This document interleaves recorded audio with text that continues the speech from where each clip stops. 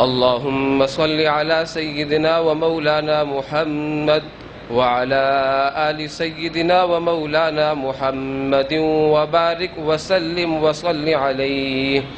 الحمد لله الذي أعز العلم في الأعصار وأعلى حزبه والأنصار، والصلاة والسلام على رسوله المختص بهذا الفضل العظيم وعلى آله وأصحابه الذين فازوا منه بحظ جسيم.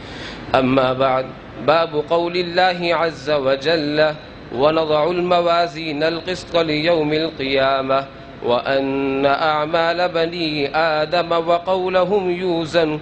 وقال مجاهد: القسطاس العدل بالرومية، ويقال القسط مصدر المقسط وهو العادل، وأما القاسط وهو الجائر.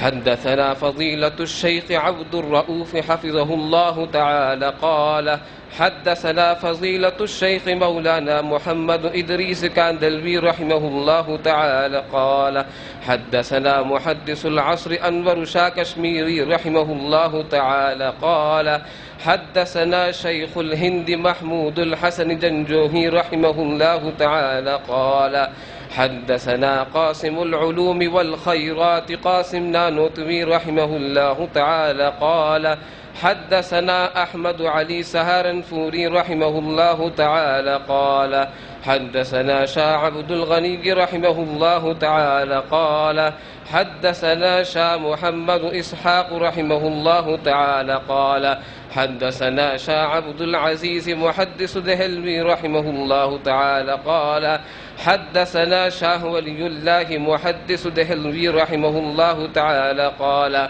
أخبرنا الشيخ أبو طاهر بن إبراهيم مدني رحمه الله تعالى قال: أخبرنا أبي الشيخ إبراهيم مدني رحمه الله تعالى قال: قرأت على الشيخ أحمد القشاش قال: أخبرنا أحمد بن عبد القدوس الشناوي رحمه الله تعالى قال: أخبرنا الشيخ شمس الدين محمد بن أحمد الرملي رحمه الله تعالى عن الشيخ أحمد زكريا رحمه الله تعالى قال: قرأت على الحافظ أبي الفضل شهاب الدين أحمد بن علي بن حجر العسقلاني عن إبراهيم بن أحمد التنوخي رحمه الله تعالى عن أبي العباس أحمد بن أبي الطالب بن حجازي رحمه الله تعالى عن السراج الحسين بن المبارك الزبيدي رحمه الله تعالى عن الشيخ أبي الوقت عبد الأول بن عيسى بن شعيب رحمه الله تعالى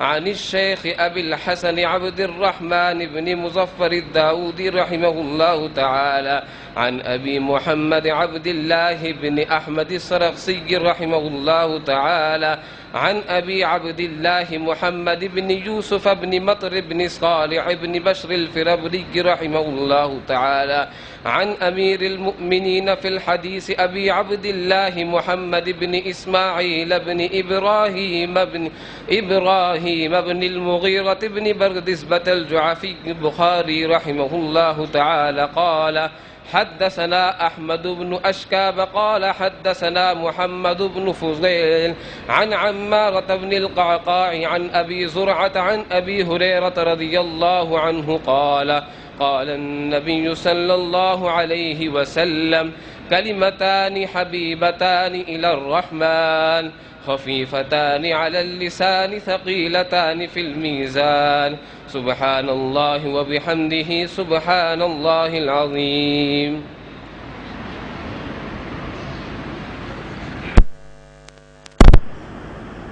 بسم اللہ الرحمن الرحیم.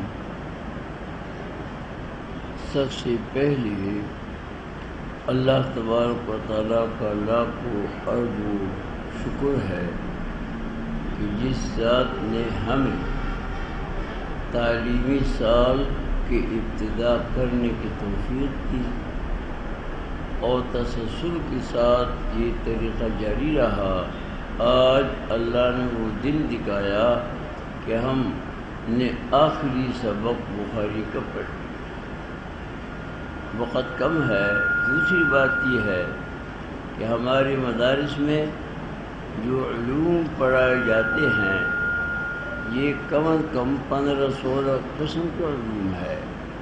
ان میں کچھ علوم مقصود اور کچھ غیر مقصود۔ مقصود علوم صرف 3 ہے، ایک تفسیر ہے، احادیث مبارکہ ہے اور فقہ ہے۔ ان تینوں میں احادیث مبارکہ کو جو شرف حاصل ہے اور جو اکرام حاصل ہے، جو اعزاز حاصل ہے، صرف اس کا میں ذکر کرتا ہوں۔ عربی کا یہ مقولہ ہے، انظر الی من قال ولا تنظر الی ما قال ولا تنظر الی من قال۔ جب کوئی آدمی کوئی بات کہتا ہے تو آپ اس کی بات کو سنیں، اگر ان کی بات اچھی ہے، معقول ہے، کام کی بات ہے تو سنو، اور وہ آدمی جیسا بھی ہو، کالا ہے، گورا ہے، سفید ہے، نیک ہے، برا ہے، آپ نے یہ نہیں دیکھنا، آپ نے بات کو دیکھنا ہے۔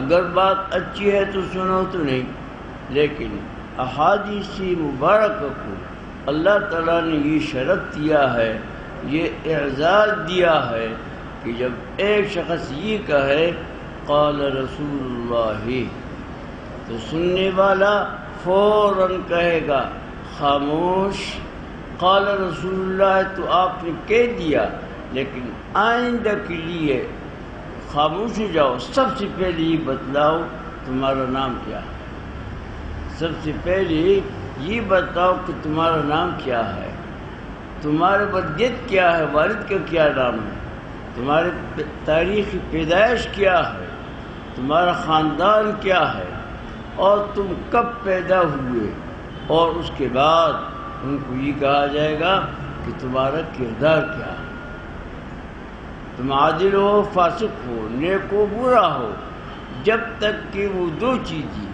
جس کو علماء کی اصطلاح میں معروف الذات معروف الصفات کہا جاتا ہے، جب وہ اپنے ذات کا پہچان نہیں کرے گا کہ میں کون ہوں، کس خاندان سے ہوں، کس علاقے کا ہوں، اور میں نے کن سے پڑھا ہے، وہ کیسے تھے، اور میرا کردار کیا ہے، جب تک کہ وہ اپنے کردار کو نہیں بتائے گا تو اس کے بعد اس کو رسول اللہ کے بعد کہنے کا حق کچھ بھی نہیں ہے۔ اور یہی وجہ ہے کہ ہمارے مدارس میں عام سبق جب پڑھایا جاتا ہے تو بسم اللہ سے شروع کیا جاتا ہے، آگے الف با تا سے شروع کیا جاتا ہے، لیکن آپ سب نے سن لیا حاضرین مجلس نے کہ یہاں حدیث بعد میں پڑھی گئی اور سند پہلے بیان کیا۔ سب سے پہلے یہ بتایا گیا کہ ہم نے یہ حدیث کس سے سنی، انہوں نے کس سے سنی، انہوں نے کس سے سنی۔ جاننے والے جانتے ہیں کہ پڑھنے والے قاری نے آج سے لے کر کے نبی علیہ السلام تک سلسلہ پہنچا دیا، لہذا اب یہ بات ثابت ہو گئی کہ جو کچھ آگے ہے وہ اللہ کے رسول نے ٹھیک ہے، وہ اللہ کے رسول کا فرمان ہے۔ اب جب یہ ثابت ہوا کہ یہ اللہ کے رسول کا فرمان ہے، آگے ہمارے عقل میں آئے یا نہ آئے ہم مانیں گے۔ ہم عقل کی پابند نہیں ہے، بلکہ ہم آپ صلی اللہ علیہ وسلم کے فرمان کی تابع ہے۔ عقل کو مجبور کرے کہ وہ سمجھے، اور اس کی وجہ یہ ہے کہ اسلام کا کوئی حکم عقل کے خلاف ہے نہیں۔ عقل سے بالا تر ہو سکتا ہے لیکن عقل کے خلاف نہیں، اور اس کی بڑی دلیل یہ ہے کہ اللہ نے بندے کو مکلف بنانے کے لیے عقل ہی کو شرط قرار دیا۔ 3 آدمیوں سے قلم اٹھایا گیا ہے، نائم، مجنون، بچہ ناقص العقل ہوتا ہے۔ تو اس بات سے جب بے عقل مکلف نہیں ہے تو اسلام کا حکم عقل سے کیسے خلاف ہو سکتا ہے؟ آج بہت سے لوگ ہیں۔ پہلی بات تو یہ ہے کہ سب سے پہلے حدیث میں کردار کو دیکھا جاتا ہے اور اس کے بعد حدیث، اور الحمدللہ جیسی نبی علیہ السلام کی بے شمار سننیں آج زندہ تابندہ ہے، جیسی آپ کے زمانے میں تھے تو ان میں سے یہ سنت آج سے لے کر کے ابھی تک ہے۔ ہمارے مدارس میں جب بھی کوئی کتاب پڑھایا جاتا ہے، کوئی شرط نہیں ہوتا مدرس کے لیے، کبھی سند نہیں دیکھا جاتا کہ تم نے سلم کس سے پڑھا ہے، خود بھی تم نے کس سے پڑھی ہے، تم نے میزان کس سے پڑھا ہے۔ کتاب سامنے رکھ دیا جاتا ہے اور دیکھا جاتا ہے، کتاب آتا ہے تو پڑھو، حتیٰ کہ اسلام کے بارے میں بھی نہیں بوجھاتا، حتیٰ کہ کفر کے بارے میں بھی۔ میزان الصرف منطق آپ ہندو سے پڑھے، سکھ سے پڑھے، جس سے پڑھے، اس کی اختیار ہے، کیونکہ وہاں ماں کو دیکھا جاتا ہے، وہاں من کو نہیں دیکھا جاتا ہے۔ لیکن احادیث مبارکہ میں چونکہ من کو دیکھا جاتا ہے، اس واسطے آج تمام مدارس جینے میں آپ دیکھیں گے کہ جو حدیث پڑھاتا ہے تو سب ان کو انتہائی درجے عزت کے نظر سے دیکھتے ہیں۔ استاد تو سب ہوتے ہیں، لیکن کیا طلباء، کیا مدرسین مدرسے میں سب سے زیادہ عزت کے نظر سے ان کو دیکھا جاتا ہے۔ امام بخاری نے اپنی کتاب کو جمع کیا، اس میں احادیث کو جمع کیا۔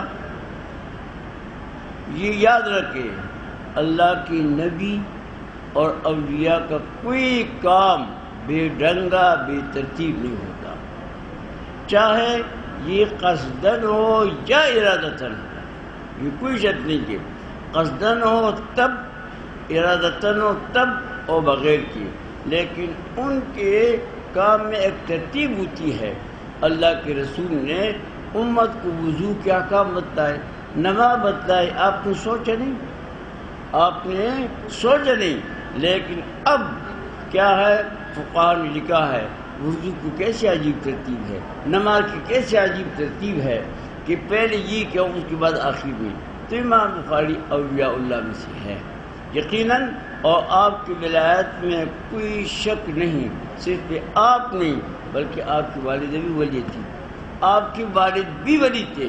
امام بخاری بچپن میں نابینا ہوئے، نظر چلی گئی، والدہ نے دعا کی کہ اے اللہ، میں نے تو ارادہ کیا میں اس کو عالم بناؤں گا، فاضل بناؤں گا، نابینا کیا علم حاصل کرے گا۔ دعا کرتے کرتے حضرت ابراہیم علیہ نبینا علیہ السلام نے خواب میں خوشخبری سنائی کہ اللہ نے تیرے بیٹے کی بینائی کو واپس کر دیا۔ خوشی کے بعد سے گئی تو واقعتاً امام بخاری کی بینائی واپس آ چکی تھی۔ امام بخاری کے والد حضرت اسماعیل کوئی مستجاب الدعا تھے، جو بھی دعا کرتے اللہ تعالیٰ ان کی دعا کو قبول کرتے۔ تو تسلسل کے ساتھ باپ بھی ولی ہو، بیٹے بھی ولی ہو، والدہ بھی ولی ہو، تو وہ ذات شریف جانبین سے اللہ نے ان کو ولایت نصیب کیا، والدہ کی طرف سے بھی والد، یہ آپ کی خصوصیت ہے، اور بہت سی فضائل ان کے سب کم چھوڑتے ہیں۔ تو آپ نے جو کتاب مرتب کیا اس کی باقاعدہ ایک ترتیب ہے۔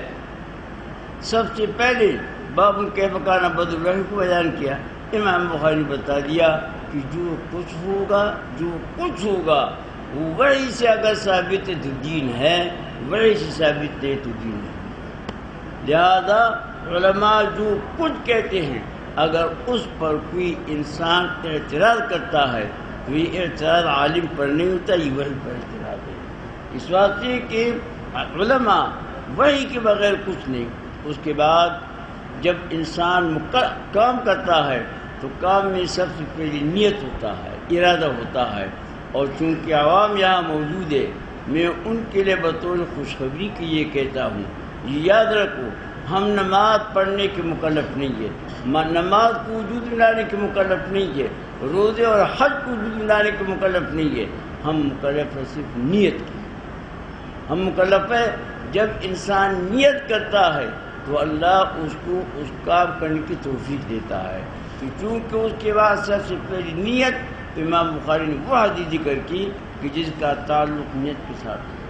اس کے بعد انسان محتاج آخرت میں وزن اعمال کی طرف، تو امام بخاری نے آخری باب وزن اعمال کا باندھا، اور آپ کو اللہ نے تمام محدثین کو، فقہانوں کو اللہ تعالیٰ نے کمال دیا ہے کہ وہ ایک ایک تیر کے ساتھ کئی شکار کرتے ہیں۔ امام بخاری نے آخری باب میں فرق باطلہ پر رد بھی کر دیا، اور ترتیب کے لحاظ سے جو چیز اخیر میں تو ذکر کر دیا۔ رد کس پر کیا؟ خوارج اور معتزلہ پر۔ وہ کہتے ہیں کہ وزن اعمال نہیں ہوگا، اہل سنت کہتے ہیں کہ ہوگا۔ وہ اکثر اتباع عقل کا کہتے ہیں، لیکن آج کے سائنس نے اعمال کو بھی توڑنا ثابت کر دیا۔ اور حضرت شاہ انور شاہ رحمہ اللہ نے فرمایا ہے کہ حضرات انبیاء کے جتنے معجزات تھے تو مستقبل یہ دنیا اس تک ترقی کرے گی۔ جو چیز لوگوں کی سمجھ میں نہیں آ سکتی تھی آج وہ مشاہدہ ہے۔ میں ایک مثال دیتا ہوں۔ نبی علیہ السلام مدینہ منورہ میں ہے، جہاد ہو رہا ہے، مسلمانوں کا امیر شہید ہوا۔ آپ نے منبر پر کھڑے ہو کر فرمایا کہ امیر شہید ہوا، اور رو بھی گئے انسان۔ پھر دوسرا، پھر تیسرا، وہاں منظر بھی دیکھ رہے ہیں، یہاں بتلا بھی رہے ہیں۔ آج امریکہ میں کھیل ہو رہا ہے، مدینہ منورہ میں حجاج زیارت سے مشرف ہوتے ہیں، مکی میں لوگ طواف سے مشرف ہوتے ہیں، اور ہم یہاں دیکھتے جاتے ہیں۔ ہم یہاں جیسے اللہ کے رسول نے مجاہدین کا لڑنے کا منظر دیکھا، آج ہم طواف کرنے والوں کو طواف کو دیکھتے ہیں کہ نہیں، اور مرہ صفا پر دیکھتے یا کہ نہیں، لیکن یہ آلات سے وہ بغیر آلات سے فرق اتنا برا۔ تو اس واسطے اعمال کو توڑا جائے گا۔ اور قرآن پاک کی آیت ہے وَنَدْعُ الْمَوَازِينَ الْقِسْطَ لِيَوْمِ الْقِيَامَةِ کہ ہم ترازو رکھیں گے عدل کا لیوم القیامت، قیامت کے دن۔ آگے قرآن پاک میں 3 الفاظ ہے، ایک قسطاس، ایک مقسط اور ایک قاسط۔ تو امام بخاری نے چونکہ جب بعض غریب الفاظ آتے ہیں یا اس سے کچھ وہم ہوتا ہے، اس کو دور کرنے کے لیے وہ تفسیر کر لیتے ہیں۔ یہ تبعاً ہوتا ہے، اصالتاً نہیں ہوتا۔ تفصیل آگے میں بیان نہیں کرتا، صرف حدیث کی طرف جاتا ہوں۔ امام بخاری نے آخری حدیث جو بیان کی ہے وہ ہے کلمتان حبیبتان الرحمن۔ فرماتے ہیں کہ 2 کلمے ہیں، کلمتان سے کلام مراد ہے، یعنی 2 کلام ہے۔ طلباء جانتے ہیں کہ کلمتان سے لے کر کے علی اللسان آگے پھر میزان تک یہ خبر ہے، اور قانون یہ ہے کہ مبتدا پہلے خبر بعد میں ہوتا ہے۔ زید قائم کہا جاتا ہے، قائم زید نہیں کہا جاتا۔ لیکن جب کوئی خبر متعدد صفات پر مشتمل ہو اور خبر مجموعہ چونکہ محکوم علیہ کے لیے ثابت ہوتا ہے تو یہ صفات محکوم علیہ کے ہوتے ہیں، اور جو چیز کثیر صفات پر مشتمل ہوتا ہے انسان کو شوق ہوتا ہے، تو پہلے متکلم ان کی صفات کو بیان کرتا ہے، پھر خود اس موصوف کو بیان کرتا ہے، پھر پہلے محکوم کو بیان کرتا ہے، پھر محکوم علیہ کو بیان کرتا ہے، تاکہ مخاطب اس کی سننے، اس کی یاد کرنے سے غافل نہ ہو جائے۔ اس کی سننے اور اس کی غافل سے، اگر آپ ایک موتی بچے کو دیں گے تو بچہ تھوڑی دیر کھیل کر کے اس کو پھینک دے گا، لیکن اگر آپ ایک موتی کسی عقل مند انسان کو دیں گے تو کس اہتمام کے ساتھ دے گا اور کس یعنی قدر کی نگاہ سے وہ دے گا، فرق ہے یا کہ نہیں۔ تو اسی طرح متکلم جب کوئی چیز اہم سے اہم ہوتی ہے تو اس کو بطور موتی کی، بطور جوہر کی پہلے اس کی صفات بیان کرتے ہیں، جو چیز بھی بیان کرتے ہیں اس کی یہ صفات ہے۔ تو فرمایا 2 کلمے ہیں، اور حبیبتان للرحمن، سب سے پہلی صفت حبیبتان للرحمن کو ذکر کرتے۔ کیوں؟ یہ حدیث احکام فرعیہ میں سے، اصول میں سے نہیں۔ ایک ہے اصول، دین کی 2 حصے ہیں، ایک ہے اصول اور ایک ہے فروع۔ اصول کا مخاطب کافر ہوتا ہے اور فروع کا مخاطب صرف مسلمان ہے۔ یہ جو حدیث ہے تو اس حدیث کا مخاطب صرف اور صرف مسلمان ہے، اور مسلمان کا ایک مزاج ہے، ایک مزاج اور ایک فطرت ہے اس کا۔ مسلمان کا فطرت کیا ہے؟ والذین آمنوا اشد حبا للہ، وہ لوگ جو ایمان لائے ان کو اللہ سے سب سے زیادہ محبت ہے۔ یہ فطرت اللہ نے بیان کی مسلمان کو، خود اللہ کہتے ہیں کہ مسلمان کی فطرت اور اس کا مزاج یہ ہے کہ اس کو اللہ سے محبت ہوتی ہے اور انتہائی درجے محبت۔ تو اور قانون یہ ہے کہ جو چیز محبوب کو محبوب وہ محبوب ہوتا ہے۔ جو چیز محبوب کو، آپ نے پڑھا ہے کہ ایک صحابی آپ کے ساتھ کھانا کھا رہے تھے، اللہ کے رسول نے دوسری کے سامنے سے کدو کا ٹکڑا اٹھا لیا۔ صحابی فرماتے ہیں کہ میں سمجھ گیا کہ اللہ کے رسول کو اس سے محبت ہے۔ وہ دن زندگی بھر آپ نے اپنا سالن کدو کے بغیر نہیں بنایا، اگر کدو تو کیوں؟ اس واسطے کہ کدو آپ کو محبوب ہے۔ تو یہ فطرت ہے کہ محبوب کا محبوب محبوب ہوتا ہے۔ تو سب سے پہلے یہ فرمایا کلمے ہیں لیکن معمولی قسم کے نہیں، یہ وہ کلمے ہیں جو اللہ کو محبوب، یہ وہ کلمے ہیں جو اللہ کو محبوب ہے۔ اب سوال پیدا ہوتا ہے کہ جو چیز اللہ کو محبوب ہو کیا وہ کوئی آسان ہوگا؟ وہ کی گری پڑی ہوئی چیز ہوگی گلی میں یا راستے میں یا عام جگہوں میں اور ہم اس کو لے لیں گے؟ جیسے اللہ کو محبوب ہے تو اس کا حاصل کرنا، اس پر عمل کرنا بھی تو اتنا مشکل ہوگا۔ فرمایا کہ انتہائی درجے ہلکا ہے، خفیفتان وہ ہلکا ہے زبان پر، اور یہ صرف ان کلمات کے ساتھ نہیں بلکہ اللہ کے رسول نے فرمایا ہے الدین یسر، دین آسان ہے۔ عام لوگ سمجھتے ہیں کہ دین مشکل ہے، یہ اسلام کے خلاف پروپیگنڈا ہے، اسلام کے خلاف، اور اسلام سے جہالت اور ناواقفیت کی دلیل ہے۔ جب نص سے یہ بات ثابت ہے کہ دین آسان ہے تو جو کچھ یہ کہتا ہے کہ دین مشکل ہے وہ الدین یسر کو رد کرتا ہے، اور یہ حدیث ہے اور قرآن پاک میں بھی آتا ہے ہم کے لیے کہ دین آسان ہے۔ تو دین کا آسان ہونا قرآن سے بھی ثابت ہے، حدیث سے بھی ثابت ہے۔ جو لوگ کہتے ہیں کہ دین پر عمل کرنا بڑا مشکل ہے، قرآن کا بھی انکار کرتے ہیں اور حدیث کے بھی۔ لہٰذا ہر آدمی پہلے اپنا یہ ذہن بنا دے کہ دین آسان ہے۔ تو فرمایا خفیفتان لسان، زبان پر بڑے ہلکے ہیں۔ اب اشکال پیدا ہوا، ہمیں تو آخرت میں ضرورت ایسی چیز کی ہے جو ثقیل سے ثقیل لوگوں کے اعمال تولا جائے گا۔ اب جو چیز ہلکی پھلکی ہو، ہلکی پھلکی ہو تو اس کا کیا فائدہ؟ فرمایا کہ نہیں، ثقیلتان فی المیزان، ترازو میں وہ انتہائی درجے کے ثقیل ہوں گے۔ بے شک زبان پر ہلکے ہیں، کیوں؟ اس واسطے کہ اللہ نے فرمایا اذکروا اللہ ذکرا کثیرا، اللہ کو یاد کرو اور کثرت کے ساتھ یاد کرو۔ تو اللہ نے بندوں کو کثرت کے ساتھ یاد کرنے کا حکم دیا، اور دوسری طرف سے ذکر کو مشکل بنا دے تو یہ تکلیف بما لا یطاق ہے یا کہ نہیں؟ اللہ نے فرمایا اذکروا اللہ ذکرا کثیرا، اللہ کو یاد کرو اور کثرت کے ساتھ یاد کرو، اور دوسری طرف جو ذکر بنا دے وہ ثقیل تو یہ تکلیف بما لا یطاق ہے یا کہ نہیں؟ تو فرمایا خفیفتان علی اللسان، زبان پر بہت ہلکے ہے لیکن ثقیلتان، ترازو میں یہ بہت ہی بھاری ہوں۔ اور اس کے لیے میں ایک مثال دیتا ہوں، وقت نہیں ہے۔ حدیث میں آتا ہے کہ ایک شخص اللہ کے سامنے پیش ہوگا اور اس کے 99 رجسٹر ہوں گے۔ کتنے رجسٹر ہوں گے؟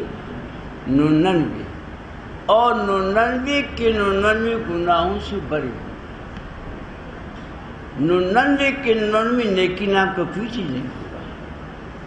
تو اللہ فرمائیں گے اس شخص کے اعمال کو تول، وہ بندہ خود کہے گا تولنے کی کیا ضرورت ہے، وہ اپنے بارے میں خود فیصلہ کرے گا کہ 99 رجسٹر ہے، نیکی نام کا کوئی چیز تو ہے نہیں۔ جب ترازو کے ایک پڈی میں رکھا جائے گا تو بھاری ہی بھاری ہوگا، مقابلے میں کیا ہوگا؟ اللہ نے فرمایا کہ نہیں، آج انصاف کا دن ہے، آج عدل کا دن ہے، اور ہمارے پاس تمہاری ایک نیکی ہے۔ ہم دیکھتے ہیں ایک طرف اس نیکی کو رکھتے ہیں، ایک طرف اس کو رکھتے ہیں۔ وہ نیکی کیا ہے کہ اس شخص نے زندگی میں ایک دفعہ پڑھا تھا، ایک دفعہ لا الہ الا اللہ محمد رسول اللہ، یہ کلمہ پڑھا، اور وہ فرشتے نے لکھ دیا۔ تو اللہ نے فرمایا کہ وہ ہماری جیب میں کیسے؟ اللہ کا جیب ان کی شان کے مطابق ہے۔ اب ایک طرف 99 اور ایک طرف وہ پرزہ، وہ بھاری آ جائے گا، 99 ہلکا ہو جائے گا، تو اس کا پلہ بھاری ہو جائے گا، وہ جنت میں چلا جائے گا۔ تو اس واسطے یہاں عادت کو نہیں دیکھا جاتا، کم کو نہیں دیکھا جاتا کہ یہ چیز کتنی لمبی ہے اور کتنی چوڑی ہے، کتنی موٹی ہے، عادت کو بھی نہیں دیکھا جاتا، یا کیفیت کو دیکھا جاتا ہے۔ ایک شخص 5 منٹ میں 4 رکعت پڑھتا ہے، ایک شخص 5 منٹ میں 2 رکعت پڑھتے ہیں۔ علماء بیٹھے ہیں، ان کے سامنے کہتا ہوں کہ 2 رکعت کی فضیلت یہ 4 رکعت سے زیادہ ہے۔ تو یہاں پر کیفیت کو دیکھا جاتا ہے۔ اس نے جو کلمہ پڑھا تھا وہ تو کلمہ پڑھ لیا، اور کلمہ تو ہم روزانہ پڑھتے ہیں، لیکن اس شخص نے اخلاص کے ساتھ پڑھا تھا، اور اتنے اخلاص کے ساتھ کہ اس کو بھی پتہ نہیں چلا۔ اخلاص تھا انتہائی، اور اعمال کی دار و مدار وہ نیت پر ہوگا، وہ کس کے اوپر؟ عادت کے اوپر نہیں ہوگا۔ تو اس طرح سے فرمایا کہ ثقیلتا نے تو اخیر میں چونکہ وزن اعمال ہوگا، لہذا ایک تو یہ امام بخاری نے کتاب التوحید قائم کی ہے اخیر میں، اور کیوں لایا اس کی میں تفصیل بیان نہیں کرتا، منٹوں کے حساب سے وقت ہے۔ کتاب التوحید امام بخاری نے ان کلمات سے توحید بھی ثابت کی، یعنی آپ حیران ہوں گے، نبی علیہ السلام کا ایک کلام ہے، اوتیت جوامع الکلم، اللہ نے مجھے جوامع الکلم کا مجد دیا، یہ حدیث ہے۔